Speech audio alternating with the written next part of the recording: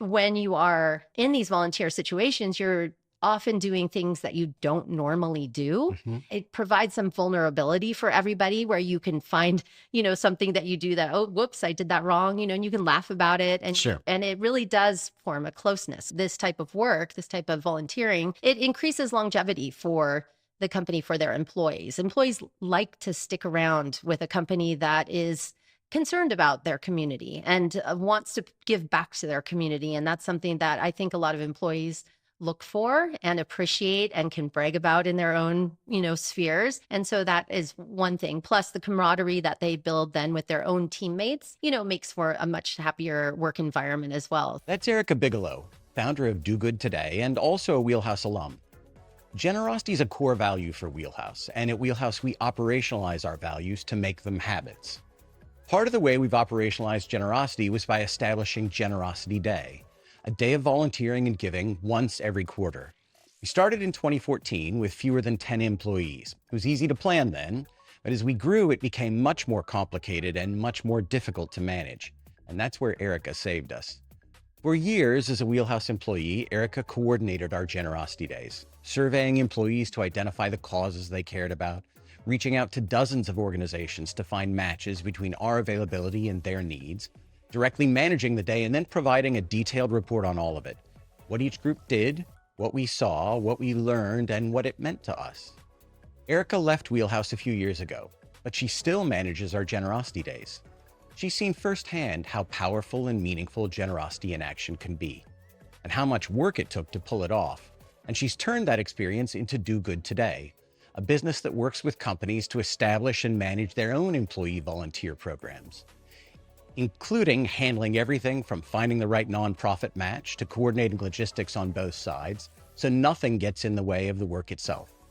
In today's conversation, Erika shares how she thinks about matching companies with causes that actually resonate, why the logistics of doing this well are more involved than most people expect, and what it means for a company and its people when the work they do together extends beyond the office. You really won't want to miss this episode of the Digital Clinic. This podcast is sponsored by Wheelhouse Digital Marketing Group. Wheelhouse provides exceptional performance marketing for healthcare and medical device manufacturers. Every Wheelhouse client saw record performance in 2025, even after implementing HIPAA-compliant data solutions. Find out more at wheelhousedmg.com.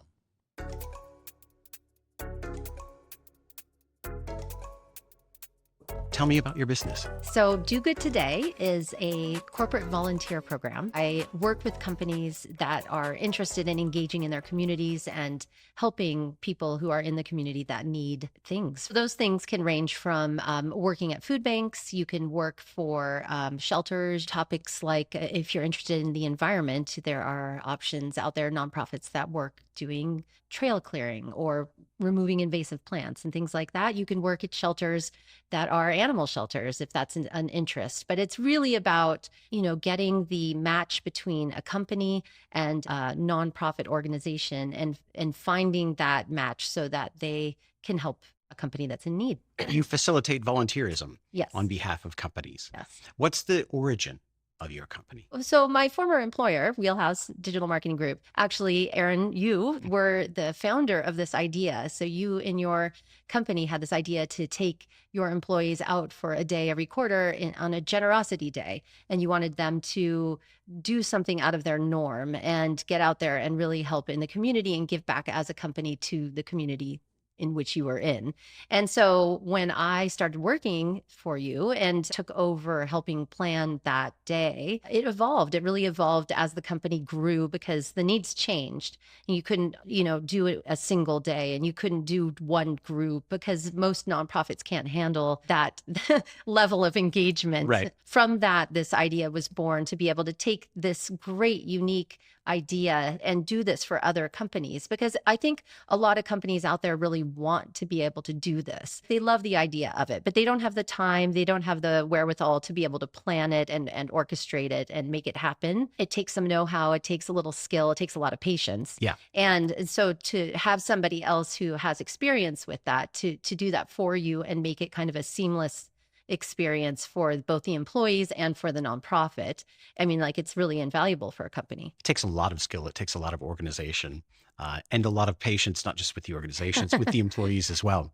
So you're absolutely right that what we started began as something quite simple. When we were small and there were maybe 10 of us, we could go visit an organization and that would be helpful and kind to them. But then when we were 40, it turns out showing up with 40 people in one small organization was not helpful. And so we had to fragment into teams. And we also did that because it turns out that part of the benefit of generosity, of charitable giving, of acts of service is that when you give those acts of service to a cause you actually care about, it's much more beneficial and resonant for an employee than if a CEO just says, today we're going to United Way.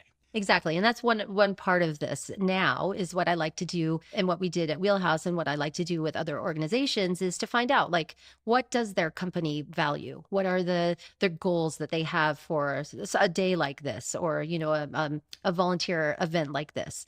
And a lot of times what that will look like is taking a poll, figuring out what interests the team members, because you're right, when they are interested in the topic, in the people that they are helping or the organization that they are helping, they are really more bought in and they're more enthusiastic and it resonates longer. And so we'll find out, maybe the top three types of organizations they might like to help with.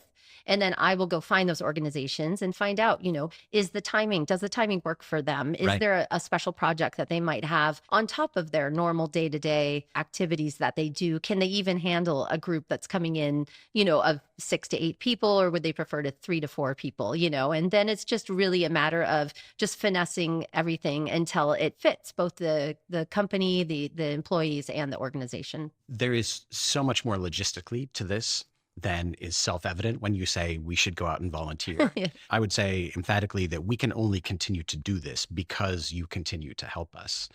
You've helped us around Seattle, and then most recently you helped us in Charleston as well when we took everyone in the company to Charleston. And so do you help folks just in the Northwest, or like us, will you help companies around the country? No, I can help anywhere, actually. And it's really fun for me to get to help in places that I haven't necessarily been to or have, worked with nonprofits there before, because there are a lot of similarities in working with nonprofits, and it's identifying, them building a relationship with these organizations. The nuts and bolts of it, though, remain the same. So it's a lot about really good communication and making sure that the people on the ground at the nonprofit know who's coming and what their skills are and what they're going to bring with them. And for the people who are going to understand where they're going, what they need to, the simple things like what they need to wear and bring.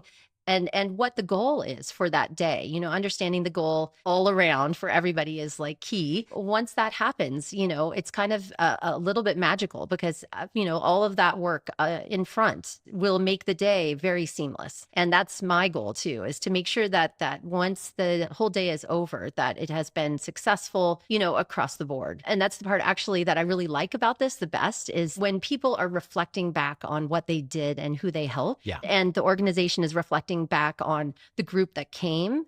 I love hearing those stories, because that's really, you can hear the pride in their voice or in what they write. You can see like how much that affected them. They go away and they talk about it. They're going to tell their friends and their family. Maybe they're going to post on it, social media about it. My hope is that this spreads, this whole act of volunteering and act of being generous, like you had called it initially, this generosity day, it's catching. There is a lot of need out there in the world. And so, like, if you can inspire other people to do this similar thing, then that's great. It chips away a little bit at what need there is. Talk me through the process. I know what you do for us.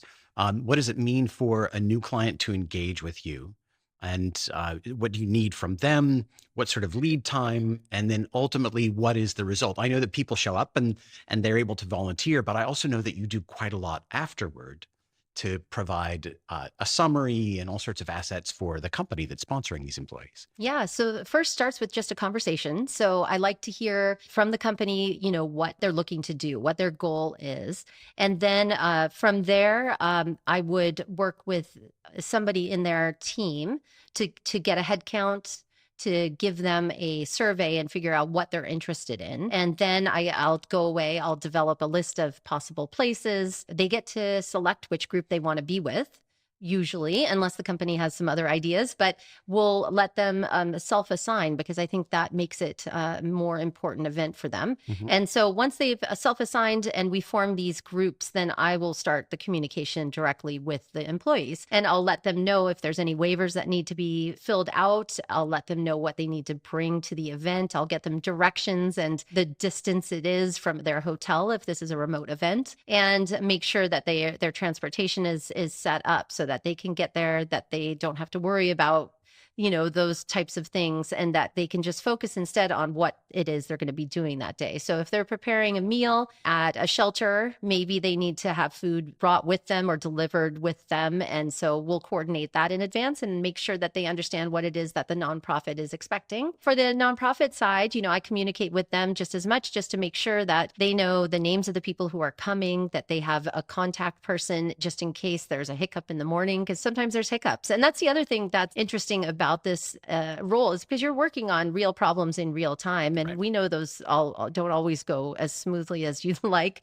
And, so setting expectations about what to do in case there's a hiccup, that's something as well. And I found that, the groups that I've worked with have been really able to kind of roll with it in the moment and come up with solutions. And, here, this is what we're going to do instead. And sometimes those have made for more satisfying outings, for them as well.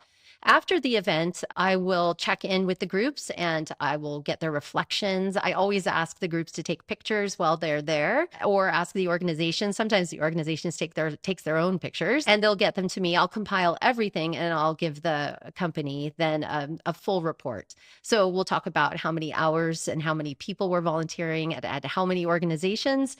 And we'll talk about the quotes that I got from those nonprofit organizations and what I heard back from the employees as well. And this is all really great material that the company can take and they can use in their recruiting, they can use in their year-end report, they can use on social media, they can use it however they want to use it. These events are so great because they really are an opportunity for team bonding. There's lots of fun team bonding things you can do, of course, right?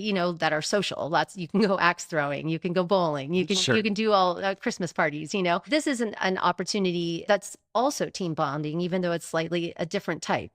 When sometimes in these groups that are going out volunteering, they're people who don't normally work together, Right. but they work for the same company. I mean, that's really special because you're expanding your network within your own organization, and maybe you get to know somebody that you didn't work with before who's like in engineering and you're in marketing, and now you know each other and you can say hi in your hallways, and when you are in these volunteer situations, you're often doing things that you don't normally do. Mm-hmm. It provides some vulnerability for everybody where you can find, something that you do that, oh, whoops, I did that wrong, and you can laugh about it. And, Sure. and it really does form a closeness. So this is nice because for the company, this type of work, this type of volunteering, it increases longevity for the company, for their employees. Employees like to stick around with a company that is concerned about their community and wants to give back to their community. And that's something that I think a lot of employees look for and appreciate and can brag about in their own, spheres. And so that is one thing. Plus the camaraderie that they build then with their own teammates, makes for a much happier work environment as well. So, these are all great positive things. When you combine those people who come from different departments, different skill sets, different walks of life, you also unite them around a common interest that they maybe didn't know that they had, a common mission, a cause that they cared about, which helps to ascribe meaning to their relationship that didn't maybe exist before. Yeah, absolutely. You've worked with us supporting Generosity Days for years. For years. I Yes. was trying to estimate the number of organizations that we've worked with. I think we're probably approaching 80 I think that's probably at this about point. right. We've done a lot of repeats in there too, because Yeah. it's been such a great experience Yeah. with those organizations. And there's always, they have ongoing need for the same things, but it's been really fun. One of the things I've enjoyed doing is sending out the sign up to the team. It's a very competitive sign-up process, by the way. People I know when know. it's coming, and they'll clear their calendar, including me, by the way. Yeah, so that they can hop on there because it is a first come first Yeah, serve yeah. situation. So yeah, they know it's coming and they're very excited when you throw in. Sometimes there's some unusual ones on there, and Right. they're like, "Oh my gosh, this is going to be really cool." Yeah. And it's It's really cool. I mean, they all are. And having an opportunity to debrief afterwards, which you've always done Mhm. for the company, has been amazing, because then the other groups get to hear about organizations they aren't familiar with, and they get to hear what their counterparts did for their day when they were out doing something unusual. Sure. I think it's just such a good feel good, moment for everybody. It was such a great experience for the organizations as well, because they've now have a project that's done. Maybe they had an entire entryway reconfigured and repainted and wallpaper put up and shelving put in, and now this is a space for them that is usable, which was not usable before, or maybe was sort of dismal and depressing, but now it's very positive and uplifting for their clientele. The impact that makes long term for the people that they're helping. One of the byproducts I think of working with your brain, working in a white collar capacity, is the impact of the work that you do is removed. And you're almost always in the position of being the expert in any given meeting. That's certainly the case in our company. We're hired by companies to be their digital marketing experts. And this is such an inversion of that paradigm. We go into these contexts where we are not expert. We know nothing about what needs to be done, the life experiences of the people we're helping. And so there's an inbuilt humility, which you mentioned. And also through the process, just you learn a greater capacity for grace as well. Yes, absolutely. And it's good to sit in uncertainty sometimes, and really not know exactly where everything is and whether it's okay for you to do certain things in the Right. space, and how you should really talk to somebody to make sure that you're helping them and not interfering with them. And, you realize it's okay to be there. You don't have to be the one in charge, Yeah. and you're going to learn a lot by sitting back and observing Yeah. sometimes more, and opening your eyes to, like, how can I be helpful in this particular moment? Yeah. What does this person need? And also I think it really helps your creativity too, because you don't have the tools around you that you're used to having necessarily, Right. and so now something might need to be fixed, or something, might need to be put back together, and you don't know. You may not have what you need to do it, but you're going to get it done. Exactly. And that's great too, because I think it really makes you feel powerful, Yeah. and makes you feel helpful, and you want to see the other person delight in what it is that you've done. I think it's also quite powerful in a context, certainly today, where you can feel impotent to affect change or do any good in the world or help anyone else. It's very powerful to do that and see the people you're helping and understand the impact of your work with some immediacy as well. There's a gift that comes to the person who's being generous as well. Sometimes you can work away on something for a long time in your regular job, and it may be such a long-term project, that you can't see the forest for the trees, Mhm. right? But when you go someplace and you're there for 3 hours and you're painting a wall, or you're removing invasive plants, and you do this and you see the swath that you attacked at the beginning is now done at the end of this period of time. And that's going to make a big difference for salmon, for instance, or Mhm. orcas, because now the water is going to run down this hill properly, Mhm. and it's not going to pollute the watershed, or that this wall that is, painted now, this room can be, we can move in the couches, and this room can be a space for people to relax in an environment where maybe they aren't inside very much, and Yeah. they need that inside space. And so, it's just really satisfying, and you can feel good about that. There are, I think, kind of magic moments that occur every once in a while as we're doing this. As we've Mhm. gotten bigger, it's become more difficult to always be working in a context where you are in contact with the people you're helping. Yes. That was the initial goal. When we were 10, that was a lot easier. It's harder when you get bigger. But every once in a while that does happen. And I can think back on one year where a team of us went into a shelter for women who had escaped abusive relationships, and we cleaned their primary living area and their kitchen, and we decorated for Christmas.